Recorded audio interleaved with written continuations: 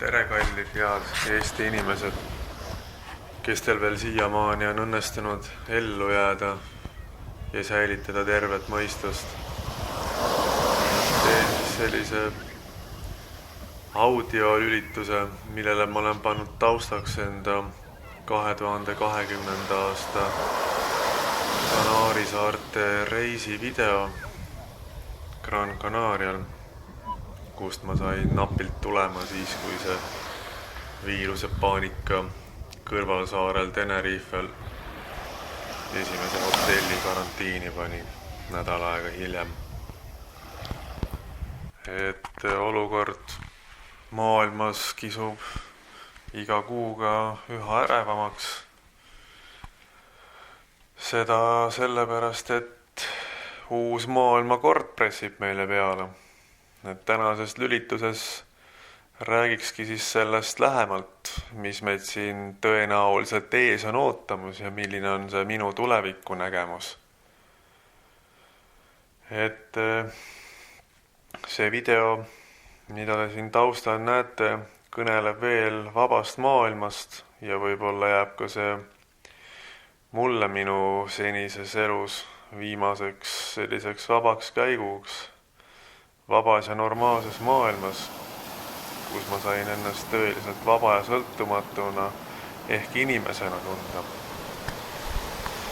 Aga meile selle fake pandeemia raames peale pressitav uus maailmakord üha kärbib seda vabadust ja tahab muuta vägisi inimesed süsteemist totaalselt sõltuvateks orjadeks, kellel puuduvad absoluutselt igasugused vabadused ja kes ei oma enam absoluutselt mitte midagi.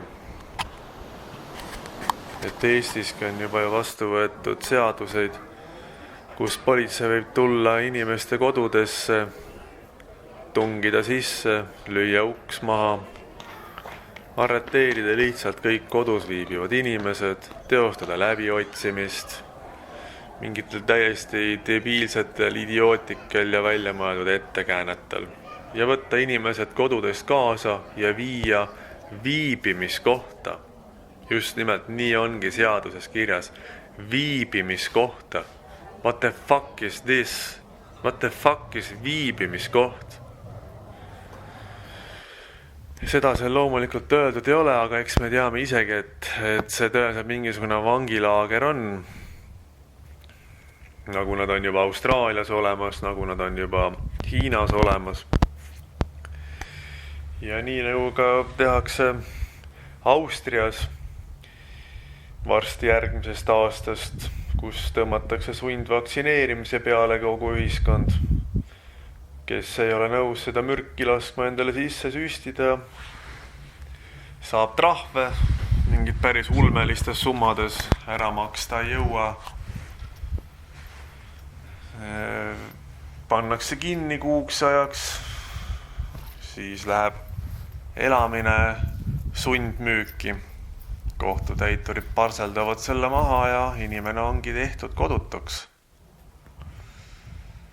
Naljakas, et Austriast on ka Hitler pärit, et vaadake, kuidas ajalugu kordab ennast. Et kõik käib lihtsalt mööda ringi. Inimesed käivad, õpivad koolis ajalugu. Keegi aga ei õpi sellest absoluutselt mitte midagi. Et mitte midagi aru ei saa. Kõik arvavad, et see sõda, sest praegust on ju 3. maailmasõda, mis käib. Ja arvataksegi, et see on lihtsalt mingisugune näitemäng. Mingi ajutine olukord, mis kunagi ära lõpeb, kui viirus läbi saab ja ullikesed täitsa tõsimeeli usuvadki, et see normaalne elu nagu taastub. Kus ta siis taastub? Et see on tõesti täitsa lihtsameelne hullikene, kes usub, et siin midagi normaalseks enam tagasi läheb. Ei lähe. Uus maailmakord ei näe seda enam ette. Uus maailmakord on selline psühhopaatide poolt, tegelik vennaskondade poolt manipuleeritud maailmakord, mis sunnib meid tagasi pöörduma feodaalühiskonna korralduse poole, mis on seisuslik ühiskonna korraldus. inimestel eraomandit ei ole. See on põhimõtteliselt ka kommunismi sugemetega, et inimesed on kõik võrdselt vaesed. Keegi ei oma mitte ühtegi asja, ei maid, metsasid, majasid ega ka autosid mitte. Vaid seda omab siis, ma ei tea, mis tahes moodustis tuleb, et kas seda enam riigiks nimetada saab vaevalt. Ja see manipuleeritud siis salajaste vennaskondade poolt, keda võiks pidada vabamüürlasteks, kellest on kirjutatud ammu juba aastakümneid tagasi raamatuid ja mida kõike peetakse vandenõuteooriateks. Ja kõiki, kes nendest teooriatest räägivad, peetakse ullikesteks, lamemaalasteks ja lihtsalt peas segasteks vendadeks. Ja kogu peavoolumeedia on nende kontrolli all, läbi selle seda uima puistataksegi siia inimeste maailma. Et nad kogu seda ametlikku narratiivi jääksidki uskuma ja et nende silmad oleksid tõe ees suletud. Ja niimoodi vaikselt seda uut maailma korda meile peale pressitakse. Põhiseaduse sõidetakse nagu teerulliga üle, igasugused muud seadused ei maksa ja loe enam absoluutselt mitte midagi. Toimub politsei oma politsemine. Ja eks meid selleni on viinudki see, et suur hulk inimesi Eestis on täiesti juhmi näoga valinud lihtsalt Reformierakonda, samuti ka Keskerakonda, jäädes uskuma kogu seda sitta, mida nad mõlemad erakonnad on suust välja ajanud. Ja niimoodi me siis olemegi jõudnud sellesse olukorda, kus me siin täna oleme. Et see on siis selline hästi kiir ülevaade linnulennud sellele tänasele olukorrale. Et ja nüüd siis järgmine aasta ma arvan, et Eestis läheb esiteks tulevad siis vaktsiinipassi nõuded ka nii-öelda poodide külastustel, et praegu saad sa sinna ainult siis lapp ees sisse, aga järgmine aasta siis ennustan ette, et tuleb vaktsiinipassi nõue, et kui passi ei ole ette näidata, siis ka toidupoodi enam ei saa. Et vaadake inimesed, et Hitler Saksamaal 30. tegi juutidega täpselt samasuguseid asju. Ta esialgu kehtestas sellised nõuded nagu, et juudid ei tohtinud pargipinkide peal istuda, nad ei tohtinud teatud basseinides ujumas käia, siis ei tohtinud juudid käia poes enne, kui alles õhtu kella 5 alates toidupoes. Aga tollel ajal olid Saksamaal toidupoed lahti üldse ainult õhtu kella 6, nii et inimestel oli ainult tund aega päevas poes käia. Ja sa mõtle nüüd, kui palju neid juute seal oli ja kui need kõik korraga olid toidupoodides, seal nad ei mahtunudki sinna ära. Siis keelati juutidel ära kõnniteede peal kõndimine. Nad pidid kõndima sõidutee ääres. Kujutate ise ette. Ja võt sellised täiesti rämedad diskrimineerivad nõuded. Neid hakati lisama kogu aeg vaikselt nagu iga mingisuguse ajavahemiku möödudes. See on umbes sama nagu keedetakse lihtsalt nagu konna vaikselt. Tõstad seda veetemperatuuri muudkui ja see konn lõpuks keebki siin elusalt surnuks ära, sest ta ei suuda enam välja saada. Nii et nagu järsult ei tehta ühtegi asja, kõik tuleb nagu vaikselt sujuvalt ja inimühiskondaga muudkui harjutatakse, toimub selline psühholoogiline töötlemine ja inimesed nagu hakkavad seda ajapikku võtma omaks, nad hakkavad seda uueks normaalsuseks pidama. Sama on see maski kandmisnõue, eks ole.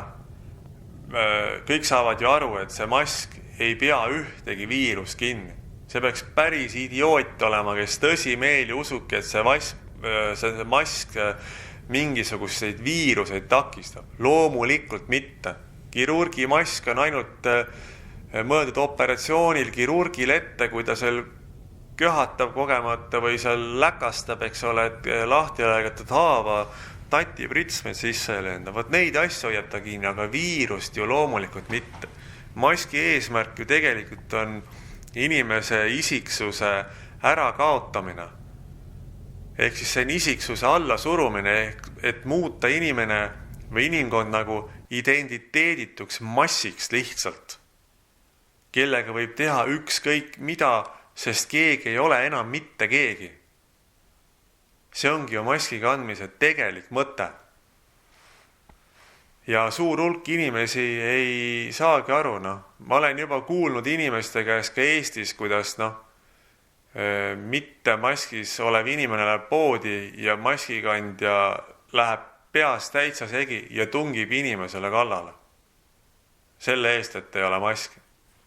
Ja neid asju on päris mitmeid olnud ja ka Facearis on videosi liikunud nende kohta ja ka üldse üle maailma.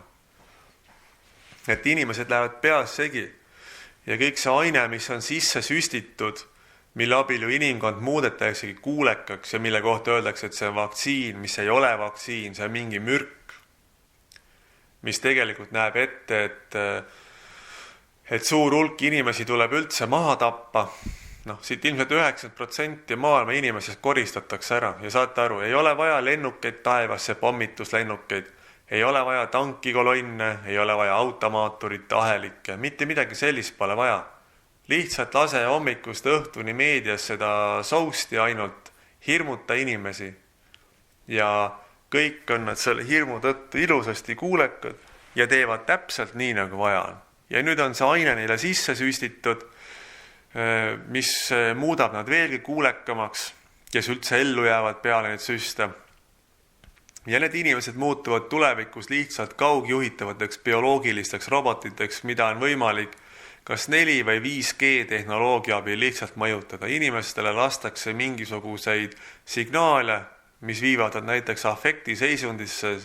Sellises seisundis võib inimene täitsa vabalt kellegile lihtsalt kallale tungida, isegi teise inimese ära tappa, pärast isegi võib-olla politsei tuleb, võtab ta kinni, läheb kohtu alla, pannaksegi vangi ja see hullikene ei saanudki aru, et ta panigi selle teo toime läbi selle, et tema sees olev vedelkiip või mis tahes, mis need signaale vastu võtab ja ajule edasi annab, hoopis läbi selle sunniti teda tegema.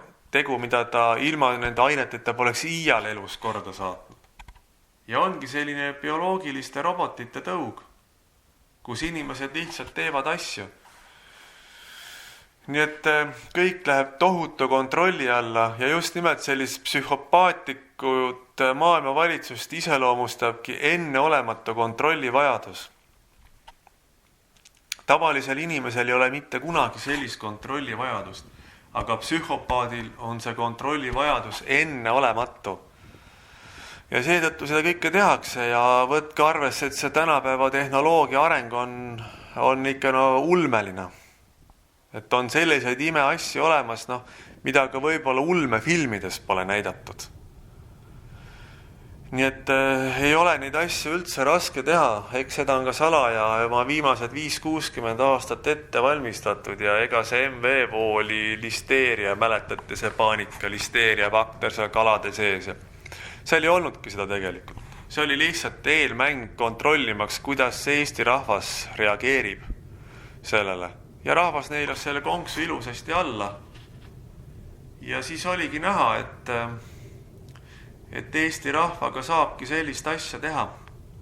Ja siis tehtigi see suurem viiruse paanika ära, et jah, selliseid suuri asju kohe peale ei sunnita, et alguses tehakse väiksemaid katsed. Nii et kallid Eesti inimesed, et meil seda eluruumi jääb siin väga väheks. Normaalset elu meil enam edasi elada ei lasta. Ja see Eestimaa saab tulevikus olema üsna vaikne inimtühi paik. Sest meil on juba 830 000 süstitud Eestis, umbes 500 000 on veel, kes on süstimata ja